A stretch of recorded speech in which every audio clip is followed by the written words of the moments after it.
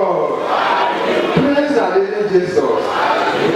What our facing àgbéjọ láàrin nínú ìwé ìrere ti Jòhánù orí kọkànlá á bẹ̀rẹ̀ kíkàlẹ̀ láti ẹsẹ̀ karùndínláàádọ́ta sí ẹsẹ̀ tí ó gbẹ̀yìn. John chapter 11, we commence our reading from verse 45 to the last verse.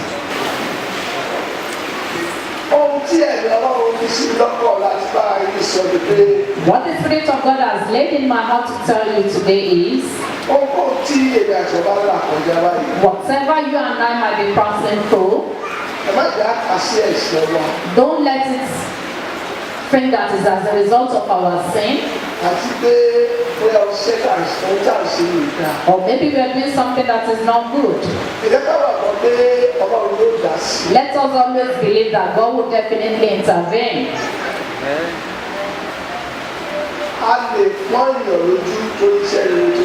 One can be tormented because of the good work he's doing.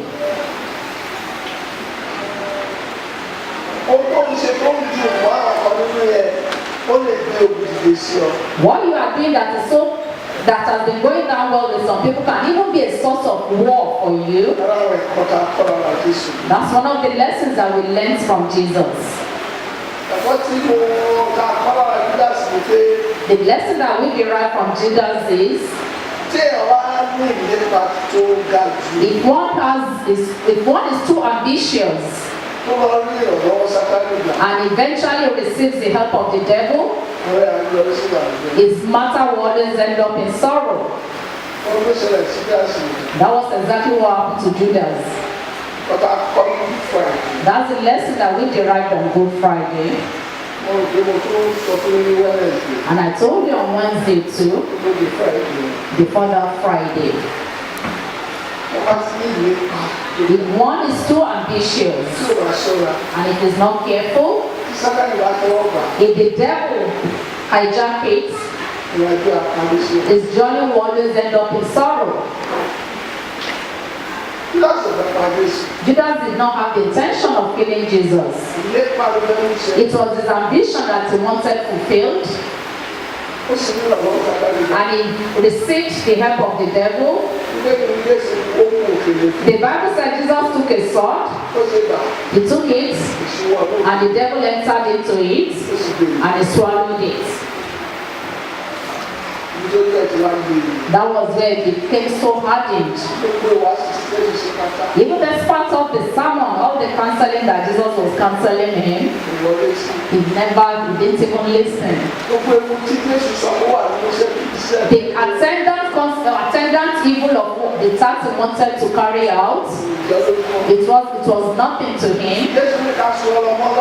And Jesus said if they even tie a big stone on his neck and throw it into the sea, he was so hardened.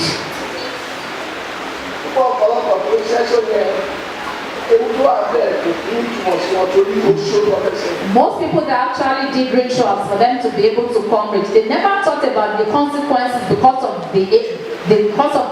they want to achieve their aim. Yesterday, my younger brother and I were going in someone's vehicle. One of my younger brothers who happens to be a pastor. And we're talking about the falling of some prophets of God because of their ambition. They decided to wine and dine with the devil. They did not even remain in the program of God for their lives because they wanted to become something greater than God planned for them. They are not the type of people we're talking about today. But some people are suffering for no cause.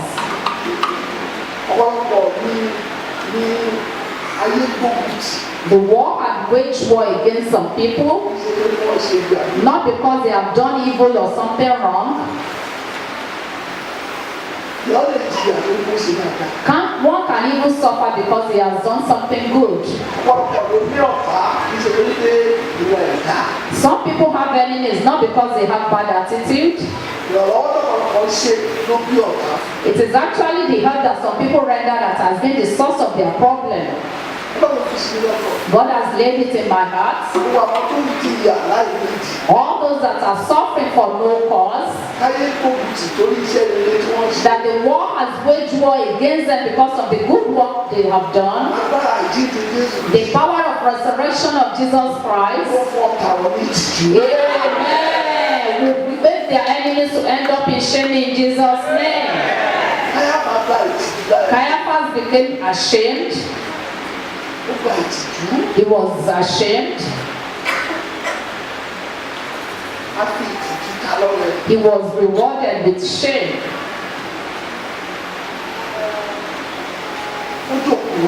He became a liar. He even bought lies.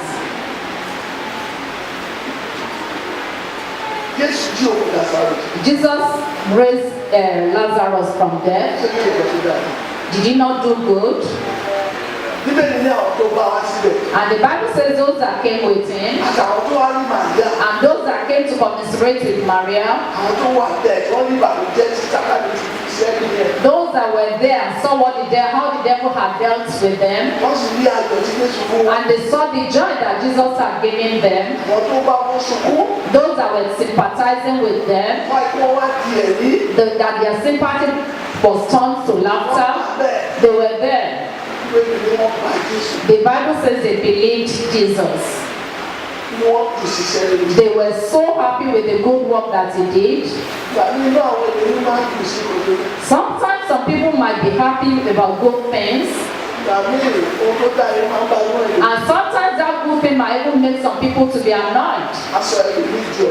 That will even turn some people to an enemy for you.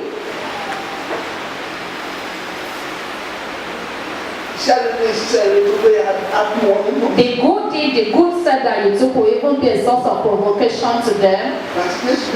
When Jesus got there,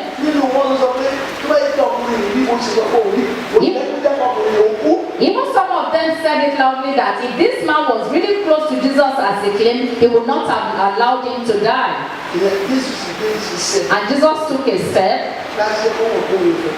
to be able to show them that he never wanted him dead.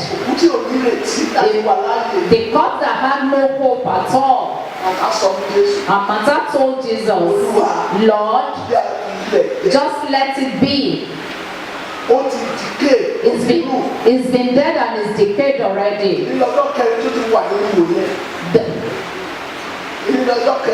This is the fourth day that he's been dead and buried. He has already decayed. And there was no hope for him anymore. I am praying a day like this. All the expectations that have been lost on you, in the mighty name of Jesus Christ of Nazareth, amen. The Lord will rekindle and fulfill them all in Jesus' name. There was no hope anymore.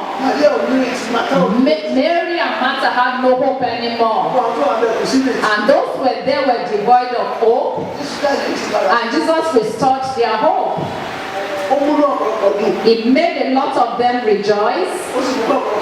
And it made a lot to believe Jesus. And that was actually why Jesus had enmity. The good deed that he did. Some of us might be wondering and asking that what have I done wrong? Whom have I offended? How come things are so hard? I remember on a Sunday morning, I don't normally put on my phone early in the morning. I decided to switch it on. One of my wife's children sent a text in.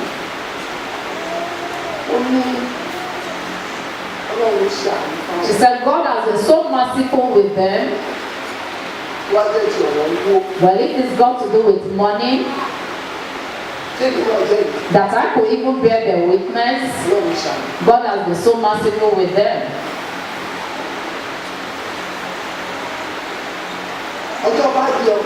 On the husband's birthday, she said because they are yet to have their own children, she said they are not happy with it. Wherever you are grieving or sorrowful, in the mighty name of Jesus Christ of Nazareth, Paul said, I don't want to know anything in your midst except Jesus Christ and the power of his resurrection. Wherever your joy is being destroyed on your children, on yourself, because of Jesus, I am prophesying that the power of a day like this, which is the power of resurrection of Jesus Christ, will visit you in the mighty name of Jesus. He said they are not happy. And she said something. She said it's not somebody like her. She said I should ask my son that he was the one that disvirgined her. Said she was not wayward before she got married. She shouldn't be the one that should be victim of this. And your son is very neat.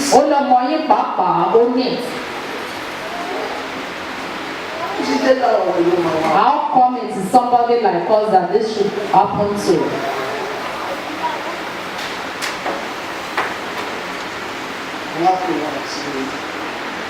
I called the two of them and I spoke with them. I said it's not because you have sinned, and it's because you don't know how to pray. Let us believe God.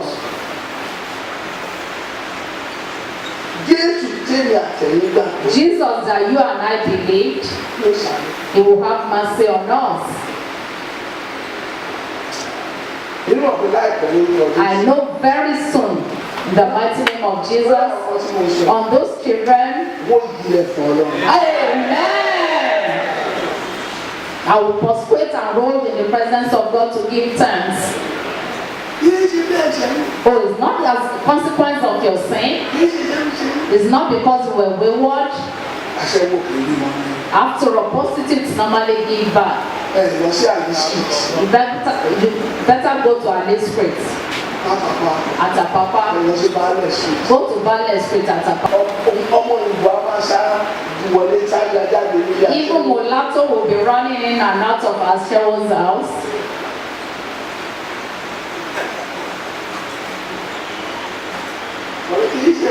I said it's not the consequence of your sin. And you are not wicked. Both of you are very merciful.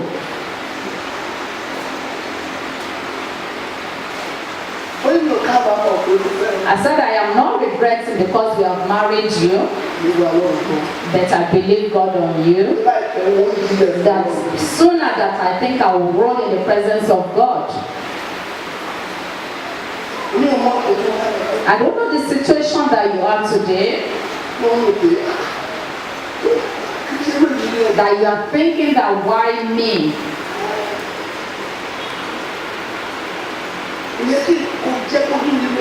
I shouldn't even go through all this at all. If you look at what happened on a day like this,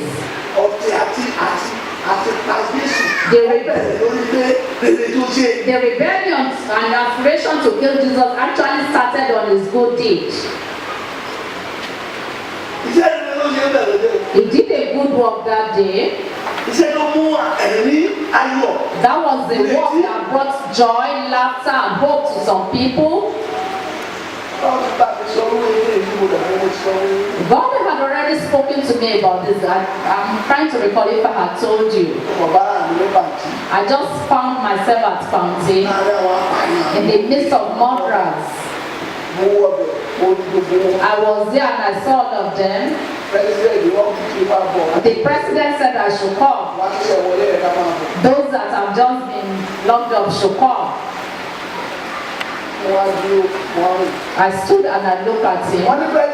Oh, they said the president is calling you. He asked me why we were locked up. I didn't allow others to talk. I said, so that we can pass the night here. Oh, you want to pass the night here? I said, well, we are just spending the night here. Because by tomorrow morning I'm gone. So you were locked up simply for you to pass the night here. I said, for all things to be resolved. Why were you brought here? I said, because of a man that died. Oh, you killed somebody? I said, no, I am not a murderer. I am praying for whoever is there to rise up. I seem to be the youngest amongst others. And he saw my phone with me.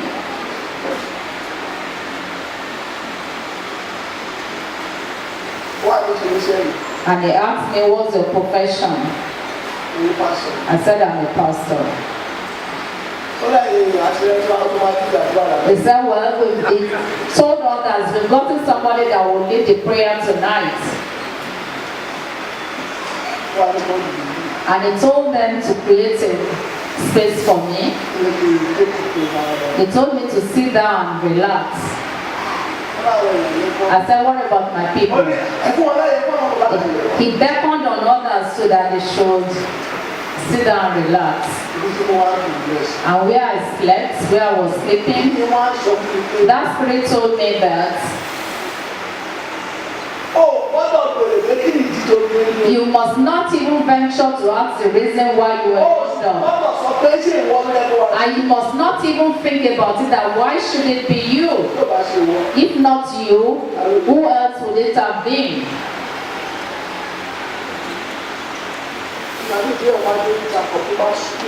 Sometimes when you get to a junction and you are so frustrated or tired, oh, you have not gotten the grace that I have. A pastor that has just preached and saw about the greatness of God. And after leaving the church, and he said, Baba, I want to see you. I said, what is it? He said, Baba, I am tired. I said, with all that powerful sermon, Baba is the one that we have been saying that we wrote down. Me, I am tired.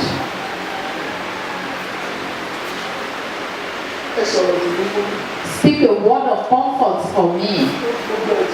I am tired of everything. He was so emotional that a whole pastor, and he started crying.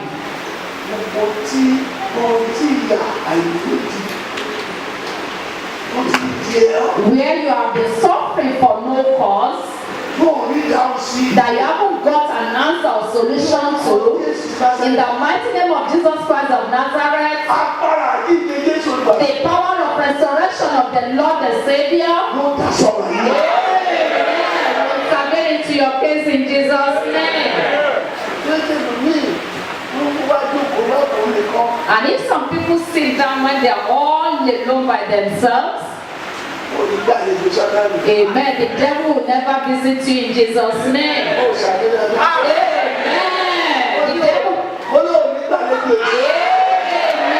The devil will never visit you, nor you receive him as a visitor in Jesus' name.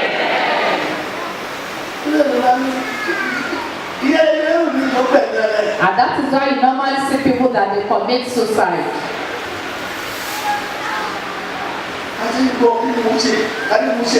Oh, this is unheard of. What have I done? Who have I offended?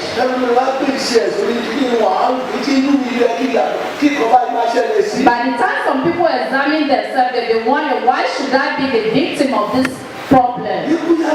It's even better to be dead than remain alive. You children of God, amen. That will never be your portion in the mighty name of Jesus. Jesus raised up Lazarus.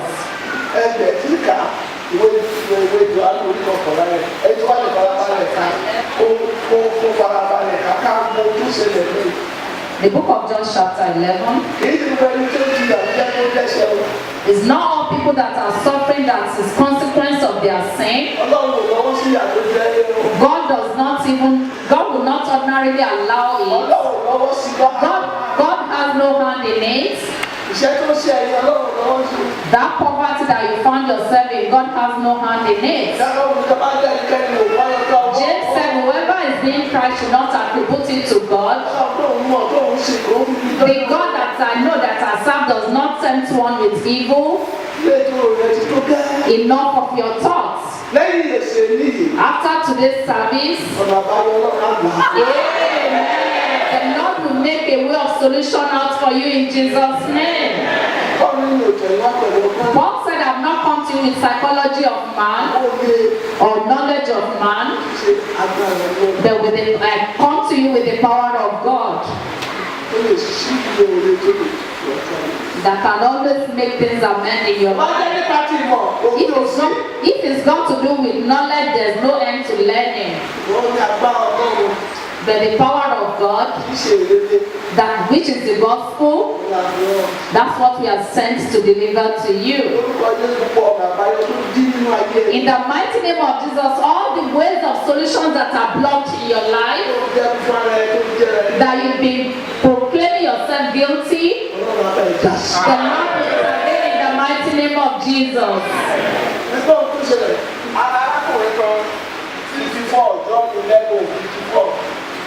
John 11:54.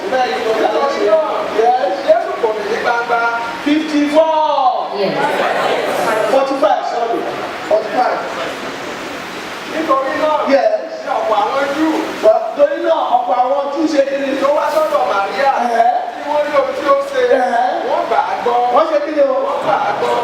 Nǹkan tí Jésù ṣe ó dùn mọ́ ọkọ nínú. They were so pleased with what Jesus did, Wọ́n gbórí sí gbogbo ìgbà fún. they even congratulated him. This is our man. Èèyàn wa gan Ilé lélẹ̀. ìdáfẹ́. This is the one that we want.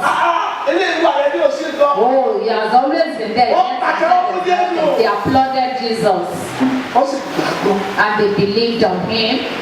Báwo lè ṣe é kà lọ? As they were applauding Jesus, Àwọn ọ̀tá tó dáa. even the enemies of good things, Mo gbàgbọ́. I am praying. Gbogbo ọ̀tá tó dáa lọ. All the enemies of good things in your life, Wọ́n rìnrìn àjò bó ti bàjẹ́. that they are undertaking the journey of how to destroy the good things. Agbára jíjẹ Jésù. The power of resurrection of Jesus the Savior, Ọmọ Jésù. in the mighty name of Jesus, Yóò sọ wọ́n di ẹni. humble and humiliate them in Jesus' name. Wọ́n rìnrìn àjò bó lè bàjẹ́ wọ́n gbà ìtìjú. Amen. That they are undertaking a journey to destroy all good things in your life, they will be put to shame in Jesus' name. Yes. Ṣùgbọ́n àwọn ẹlòmíràn nínú wọn Ní àwọn yẹn. sọ àwọn Farisí Ọwọ́ àdúgbò àwọn ọ̀ka Jésù lọ ọ̀tọ̀ àwọn Jésù. tí èmi ṣe. Sẹ́ni gbogbo àwọn tí ó rìnrìn àjò. All those that have undertaken the journey Òun ayọ̀ rẹ lọ síbi tí àwọn ọ̀tá rẹ̀. of your good things to the camp of your enemies, in the mighty name of Jesus, Wọ́n gba ìtìjú. amen. They want people to shame. Ìtìjú náà gbà. Lórí agbára àdínlẹ̀ yóò ti ọ̀rẹ́ yìí. Amen. They will all be put to shame because the power of resurrection will support you in Jesus' name. Jésù kò gbàgbọ́ yìí. Jesus that you believe in, Yóò fi ṣe ọmọ ọlọ́run ọ̀nà. amen. We manifest the act of the sons of God in your life in the mighty name of Jesus. Ọmọ àlọ́ àwọn ọmọ yìí. Yẹ́. Nígbà náà ni àwọn olórí àlùfáà Nǹkan tí Jésù ṣe ló sọ fún ọ. They want to tell them about what Jesus did. Ohun tó ṣe yẹn, àbà tó dá yẹn, The wonders that he ọ̀rọ̀ wrought, tó ṣẹlẹ̀, the miracle that he did, iṣẹ́ rere tó ṣe the yẹn. good work that he did. Mo lọ lọ lọ. That was what they went to tell the Pharisees. Ṣùgbọ́n nínú wọn kí ọ̀tá Jésù. Because they were enemies of Jesus, Ọ̀tá inú ilé, the enemies in your household, ọ̀tá tìrìtà. the one outside, Tí wọ́n jókòó that they sat down sórí ilé ayé rẹ̀ because of the goodness of your life láti gbé ṣiṣẹ́ to take a step tí ó bàjẹ́. that will destroy all the good things. Agbára yìí Jésù The power of resurrection of Jesus Christ ló sọ wọ́n dẹni. will humiliate among them in Jesus' name.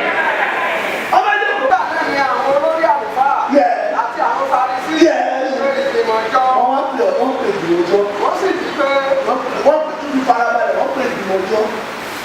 Ìgbìmọ̀ they call yes. They call the wọ́n sì ti council. pé Wọ́n pè ìgbìmọ̀jọ́ nísìnyí. They call the council. Mo fẹ́ máa fi ẹyọ ọ̀kan mo lè sọ́tọ̀ yẹn pé mo ṣe ka ẹ mo fẹ́ máa fi ṣàdúrà fún yín. I want to always want to have a prayer point. Lord, I will never repel the answer of prayer in Jesus' name. Wọ́n pè ìgbìmọ̀jọ́. They call the council, Ìbájọ́ sàn, be it in the afternoon, the day ìbájọ́ àná, or night, ìbájọ́ òru. be it in the middle of the night. Ọjọ́ kan máa ṣàkẹ́kọ̀ọ́ wọnú ilé lọ́dọ̀ ṣòro. There was a day Pastor Akeju came into the house at Olorun Shogo, Those days, wọ́n á bá màkà òjò. and he met Mama Kayode. Ó láàbẹ̀ ló ṣe wò. He said, well, it's you that I pity. Ó láwọn ṣe ẹ̀ka nígbàjọ́ ọ̀gá ìbàdàn. That we had just finished a meeting on Oga Evangelist Níjẹ̀ níjẹ̀ ṣáàṣì. at Ijesha. Mo wá gbó. I looked at the time. Ó jẹ́ 10 minutes to 6 a.m. It was about 10 minutes to 6 in the morning. Dáadájú. I opened my eyes. Ó lójú àkàyọ̀ tó ti dúró. Ìgbà wo tẹ̀lé rẹ̀? I said, when did you start the meeting? Tẹ̀lé parí ẹ̀ lórí. That you ended the meeting at 10 minutes to 6 and you still got here this Yẹ́n lọ pé early. ìpàdé àwọn mẹ́ta lẹ ṣe lórí. That means that you had 3 a.m. meeting because of me. Ó tọ́ ni mo sọ fún ẹ. I am telling you the truth. Ilé òkúrọ̀ láti. I don't tell lies to support testimony. Jésù tóbi láti wà. Jesus is great to be preached. Kò sí láti wá sí. There's no need to add lies in preaching him. Èmi sì sùn. I was still Wọ́n sleeping, ti ṣe pàdé mi. and they were holding a meeting on me at Ijesha. Ilé ẹgbẹ́ tó mo ṣe wọ́n. Not because I did something evil or offended them, Iṣẹ́ burúkú tó ń ṣe kó ṣe. because I did not allow the manifestation of their evil work. Gbogbo àwọn tó ń jókòó. Those that have sat down, Lóru. be it in the night, in the morning, in the afternoon, middle of the night, Láti gba iṣẹ́ rere. to destroy your good work, Agbára yìí ni the Jésù power of resurrection of Jesus Christ yóò fi àbùkù kò wọ́n. will humiliate and reproach them in Jesus' name. Nígbà tó pọ́npọ́n wá lọ́wọ́ sọ pé kí ni mo ṣe. Some of us might be wondering that why me, whom have I offended? Mo lè ń gbìyànjú. Yet I've been trying my best. Kàwé lọ́wọ́ ẹbí tó ní ìgbàlódé. Oh, who told you that it's because of the good things that you did? Ṣé ní ìjẹ́rìí sí agbára Ọlọ́run? The testimony about the power of God Nínú ayé àwọn olóyè Ọlọ́run. in the life of those that have God, that possess God, Ìgbéraga ní is like a pride síwájú ọ̀tá. in the presence to their enemies. Bí mo bẹ̀. It's a pride to their enemies. Kí ló ń sọ fún ọkùnrin báyìí wá? Oh, what is this saying? Can't you keep quiet? Oh, is it the only one that God has done something good in his life? Oh, he's just too proud.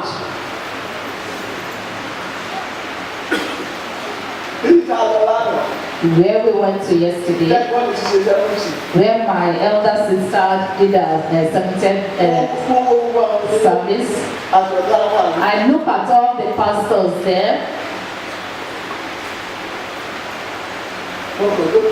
I just sat down. After they had done all they wanted to do, because I knew I was within their territory, they almost did their hands into our respective pockets. I just sat there and I was looking at them. I think somebody got up and pointed towards the direction I was. Oh, it's as if it's one of the authorities.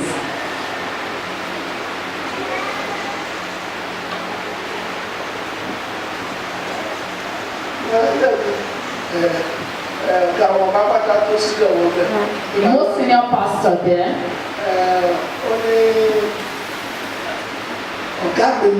he said, "You are my Oga. I know."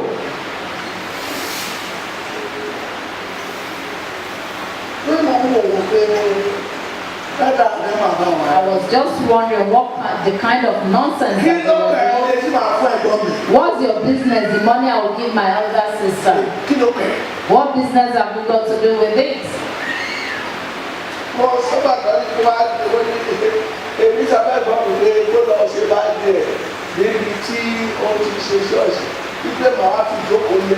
I got up and told them that when I told my elder sister to go and do a birthday service in our church, that I would just come and honor her with my presence. Well, whatever I want to give my sister is not your business.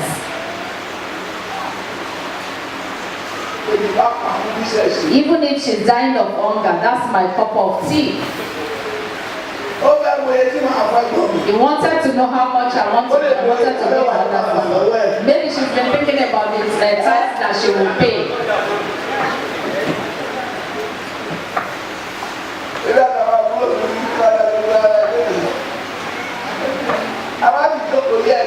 We have only come to honor her with our presence. Just let her be, she's my responsibility. Whatever I want to give her is no business of yours. Oh, he said you are my elder. I said, well, don't worry about how much I will give her. He was already thinking about the tithes that she will pay on it.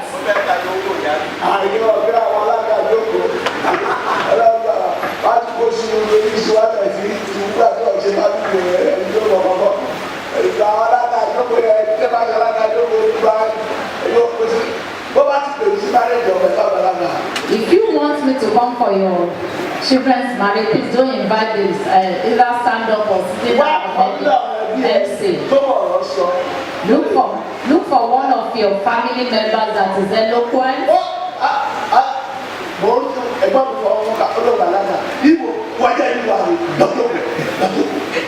My elder brother was giving out the daughter in marriage, and the MC said she's one of the family members. Said you are not, just sit down. Oh, you want to be our MC? Are you a member of the family? The money that I should have given my daughter, I will now share it between both of us. And after you would have even collected it, you will still be tormenting me. Oh, we are just doing this. We already have our means of livelihood.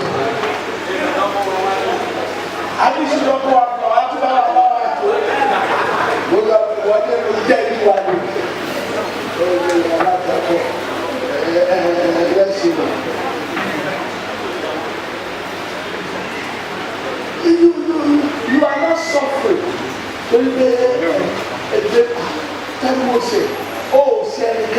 You have not sinned, you have not offended anybody, and you are not suffering because of your sin. About a day like this, on the day of resurrection of Jesus Christ, that the power of resurrection was made manifest in the mighty name of Jesus Christ. With all the hardship or difficulty you are passing through, from the heart of those that like and those that do not like you, the power of resurrection will suppress everything in the mighty name of Jesus. That journey that is so difficult is not because you are not good. Oh, you better go and ask some other people. It's not because you don't know how to go about it. It's not because you are not knowledgeable enough. It is the work of the devil. But what I'm assuring you today that the power that resurrected Jesus Christ is in our midst now. Because Jesus is alive, all the difficulty or hardship that you are passing through, with the power of the resurrection of Jesus Christ, I am prophesying in the mighty name of Jesus Christ, and the power of the resurrection of Jesus Christ. May the Lord bring comfort into your life in Jesus' name. All those that are holding meeting because of you, I am prophesying into your life. The power that actually sank Pharaoh and his host is not even up to the power that is in the power of resurrection of Jesus Christ. In the mighty name of Jesus, by the power of resurrection of Jesus Christ, all those that are holding meeting because of you, for evil in the mighty name of Jesus.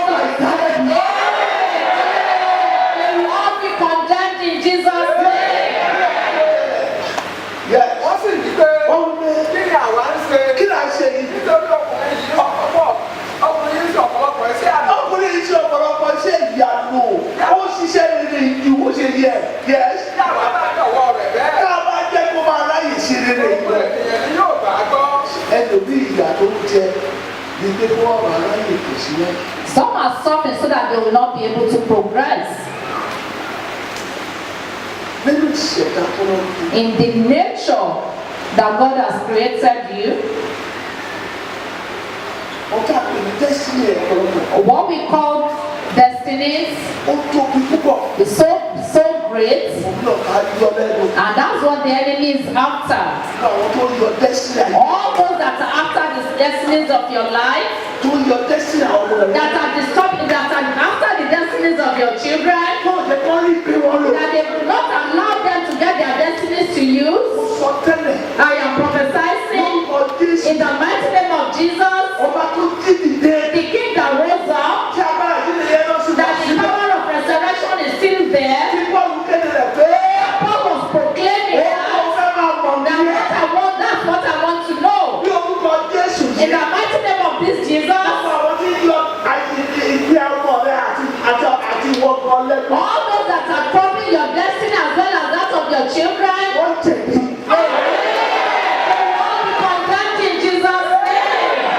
Lórúkọ Jésù wọ́n tẹ̀lé. In the mighty name of Jesus, they are already condemned. Ká bá fi ọkùnrin sílẹ̀. If we should let this man be, Á ní bí ẹ̀ lọ. we will be able to use his destiny. Nítorí bí àwọn ẹlẹ́yìn rẹ̀. Peter said, we are his witnesses. Bí Ọlọ́run sì dá ẹ̀mí mọ́ ní. As God has given him Holy Spirit without measure, Tó sì kiri. and he's been going Tó about, ṣe rere. that he's been doing good, Ó tó ní wàhálà fún Jésù. that was what actually brought about problem for Jesus. Káwọn bá ṣe rere yìí lọ. He will continue to do this good Wọ́n work, ní àwọn máa sọ̀rọ̀ ẹ̀ dáadáa. and people will be speaking good of him, Àwọn àmàlà aláṣẹ dànù. and will just be doing in vain. Òkùnkà máa máa bá wa gbé ní wọ́n He ti will not even be able to get means of life. Wípé Oyè oyè yìí. Ó ṣe àǹfààní fún wa. ènìyàn lọ kú. Kéèyàn kan Fún àwọn kú. ènìyàn. Fún àwọn ènìyàn. Gbogbo orílẹ̀-èdè ló máa tètè. Ṣẹ̀dúrà. Kéèyàn nígbà kápálẹ̀ máa kà lọ. Kì í ṣe fún ara rẹ̀. Yeah. Yóò sọ èyí. Yeah. Lójó ti jẹ́ olórí àlùfáà. Yeah. Ní ọdún náà, Yeah. ó sọ mọ́lẹ̀ pé Yeah. Jésù yóò kú fún orílẹ̀-èdè náà. Yeah. Kì í sì ṣe kìkì fún orílẹ̀-èdè náà. Yeah. Ṣùgbọ́n Yeah. pẹ̀lú kí ó lè kó àwọn ọmọ Ọlọ́run Yeah. láti fọ́n káàkiri Kó lè fọwọ́ jọ. Yẹ. ní ọ̀pọ̀ ṣoṣo. Yeah. Nítorí náà, Yeah. láti ọjọ́ náà lọ, Láti ọjọ́ ni wọ́n náà. ti jọ gbìmọ̀ pọ̀ Ọjọ́. láti pa á. Ẹ ti dé lórí ẹsẹ̀. Let's try something like this. Gbogbo àwọn tó dùn lọ̀pọ̀. All those that have taken counsel, Wọ́n ní wọ́n dùn lọ̀pọ̀. Láti ẹni. they have taken counsel to kill him. Àwọn àdùnnẹ́. Oh, we just have to kill this man. Ṣé torí kó pọ̀ ọmọ wọn yẹn? Or is it because they killed their children? Àwọn àpárá rẹ̀ We ni. just have to kill this man. Àwọn wo ló ń dùn ọ̀pọ̀ lórí ẹ̀? Who are those that have taken counsel? Tó àjẹ́ kí ìgbé ayé ẹ rí tu. They have not allowed your life to be meaningful. Tó àjẹ́ kí lè tẹ́ kó ti di ìtàn kó ti là kọjá. They have not allowed the goodness that you ought to have gotten to become history. Tó ṣe àjẹ́ kan tó orílẹ̀ ṣá. That is something that you've been running after. Orílẹ̀ ṣá. That you've been running after it. Ìtọ́ta díje ní tó wà sí. That's what the resurrection of today stands for. Ó gbé lọ́wọ́ lọ́rùn. I ask from God, Ẹni tó bá sọ ìjọba owó do I even go and tell people the story? ó ní mo ti bẹ̀rẹ̀. They said you are more than that. Mú agbára àdíje lọ́ba rẹ̀. Send the power of the resurrection into their lives. Tí wọ́n níyè. Open up their understanding Tó mo tó gbèjà wọn. that I am enough to be able to fight for them. Mo tó sọ ìkóra ayé wọn ní. I am enough to turn the bitterness of their life into sweetness, Bí ìrètí díje ní ayé so wọn. that hope will be rekindled in their lives, Wọ́n fojú lókè. for them to look up Gbọ́wọ́ ọba náà. and look at the king that has been crucified. Onílà kan bá gbọ́ ọmọ ènìyàn. Because when the Son of Man is lifted up, Ó fà wọ́n tiẹ̀. he will draw men unto himself. Today, Agbára àdíje. the power of resurrection Bí ọ̀dìdè. will raise you up in the mighty name of Jesus. Ó sọ mọ́ ẹ. You will tell God, Olúwa tó bẹ́ẹ̀. Lord, enough is enough. Agbára àdíje. The power of resurrection resurrection. Use it to visit me. I want to be able to use my destiny. I want my children to use their destiny. I want to be able to go in freely and come out freely. Enough of all this hardship and difficulty. Hardship or difficulty is not from you, Lord. You are always doing good. Let the power of resurrection put an end to lack in my life. Put an end to inability to achieve success in my life. Lord, look down on a day like this. Manifest the power of resurrection in my life.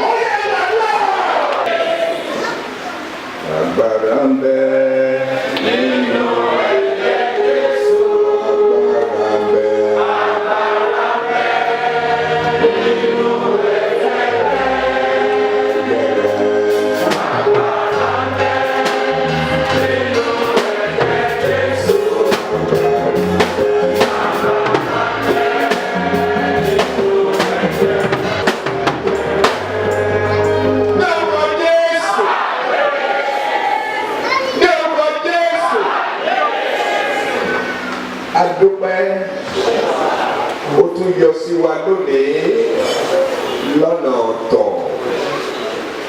Bíbélì kún fún ìdí tí ọ̀pọ̀lọpọ̀ nǹkan fi ṣẹlẹ̀. Bíbélì kún fún ìdí tó yẹ kí àwa náà rò láti sọ wípé ó tó ń ṣẹlẹ̀ sí àwọn wọ̀nyí ó ń ṣẹlẹ̀ sí àwa náà. Bíbélì ní tí a bá ṣe léyìí fún igi tútù mélòó la máa ṣe sí igi gbígbẹ. Olúwa á pílìdì fún agbára àjíǹde lónìí, agbára tí ń gbani sílẹ̀ lọ́wọ́ àwọn ẹlẹ́rìí èké, agbára tí ń gbani sílẹ̀ lọ́wọ́ àwọn tó ń fìyà jẹni láì nídìí, agbára tó ń gbani sílẹ̀ lọ́wọ́ àwọn tó fẹ́ dìlé destiny ẹni, agbára tó ń gbani sílẹ̀ lọ́wọ́ àwọn tó rò wípé kò lè dá fún yàn mọ́, agbára tó ń gbani sílẹ̀ lórí nǹkan téèyàn ń sọ́fà láì mọ̀ díẹ̀. Agbára náà la pílìdì lónìí. Olúwa náà ayé ẹnì kọ̀ọ̀kan, Olúwa sọ̀ ọ́ kalẹ̀, Olúwa sọ̀ ọ́ kalẹ̀, Olúwa sọ̀ ọ́ kalẹ̀, Olúwa sọ̀ ọ́ kalẹ̀. Pílátù sọ wípé òun mọ̀ wípé torí envy ni wọ́n ṣe fi Jésù sùn. Ó lè fẹ́ tú sílẹ̀ ṣùgbọ́n wọ́n tayọ̀ ọwọ́ ẹ̀. Ọba ìyọ̀mọ kí ohun tí wọ́n ti kọ ní ìwé kó lè ṣẹ. Abẹ́ ọ́ lu Ọlọ́run àwọn ogun torí tiwa ni ìwọ Ọlọ́run ṣe lọ sórí ibi àgbélébùú ṣe kú láti tú wa sílẹ̀. Ìtúsílẹ̀ yìí la ń béèrè lọ́wọ́ ìwọ Ọlọ́run lónìí. Agbára tó jí Jésù dìde tí ò lè hold ẹ̀ down tòde tó. Agbára àwọn kò sí nǹkan tí ò lè ṣe inú ayé ènìyàn. Agbára náà la pè sọ̀kalẹ̀ lónìí. Agbára yìí Olúwa sọ̀kalẹ̀. Nínú ilé ẹnìkọ̀ọ̀kan wa, nígbèsí ayé ẹnìkọ̀ọ̀kan wa, nígbèsí ayé àwọn ọmọ wa, nígbèsí àwọn ènìyàn wa gbogbo. Ọba tó lọ́rùn àtayé, tábàrí ẹnikẹ́ni tó ń jìyà láì mọ̀ díẹ̀ nísìnyí, tábàrí ẹnikọ́ni tí ayé ti fokùn sómọ́lẹ̀ nítorí wípé ó ń ṣe rere, nítorí ẹ́ńbì abẹ́ ọ́ lónìí. Agbára tó fi Jésù dìde náà nínú ìbòjì, agbára náà ó sì wà láàyè síbẹ̀. Onínú ayé ẹnì kọ̀ọ̀kan kábàárà náà máa ṣiṣẹ́, kábàárà náà bẹ̀rẹ̀ sí í ṣiṣẹ́. Agbẹ́kẹ̀lé ọ̀, ó dẹ̀ ti ní ẹnikẹ́ni tó bá gbẹ́kẹ̀lé ọ̀ oní ojú kò ní tì í. Lójú gbogbo àwọn tó rò kójú máa tì wá, Jésù Kristi abẹ́ ọ ní Olúwa báyọ̀, Olúwa wá yà wọ́n lẹ́nu, Olúwa yà wọ́n lẹ́nu, Olúwa yà wọ́n lẹ́nu. Oore ọ̀fẹ́ tá ń béèrè fún ni pé ayé tí wọ́n ti rò pé a ò lè túyọ, kí wọ́n bẹ̀rẹ̀ sí ní rí wa gẹ́gẹ́ bí ẹni tó ń yọ̀ nínú gbèsè ìwọ Ọlọ́run ọba. Agbára ìwọ Ọlọ́run nìkan ló lè ṣe. Olúwa bẹ̀rẹ̀ sí ní ṣe inú àná, lọ́ máa ṣe inú àná.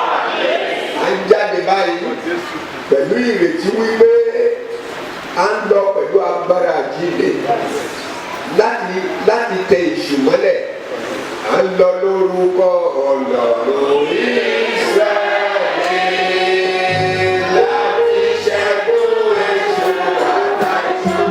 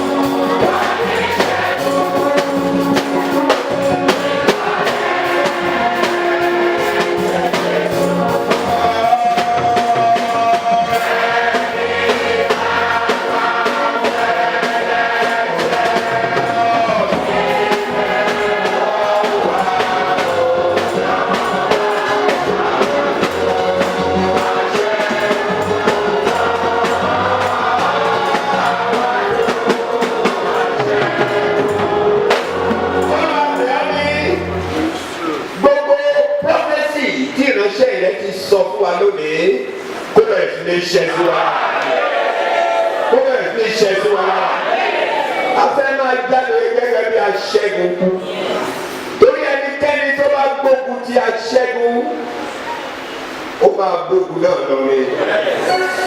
Gẹ́gẹ́ bí aṣẹ́gun á ń jáde lọ báyìí, gbogbo òkè tó bá wà níwájú ẹnìkọ̀ọ̀kan wa kó máa dé bẹ̀rẹ̀. Níwọ̀n ní ọdún tó ń bọ̀, ẹnìkọ̀ọ̀kan wa fẹ́ ní tẹ́sítímọ́nì wípé àdúrà tí mo gbà lónìí àwọn áńgẹ́lì wọn gbé lọ sókè ọ̀run Ọlọ́run lè gbọ́ àdúrà tẹsímọ́nì tó ṣe fojú rí ní ayé ẹnìkọ̀ọ̀kan kó bẹ̀rẹ̀ sí ní fara àwọn máa yàn olówó Jésù Olúwa wa.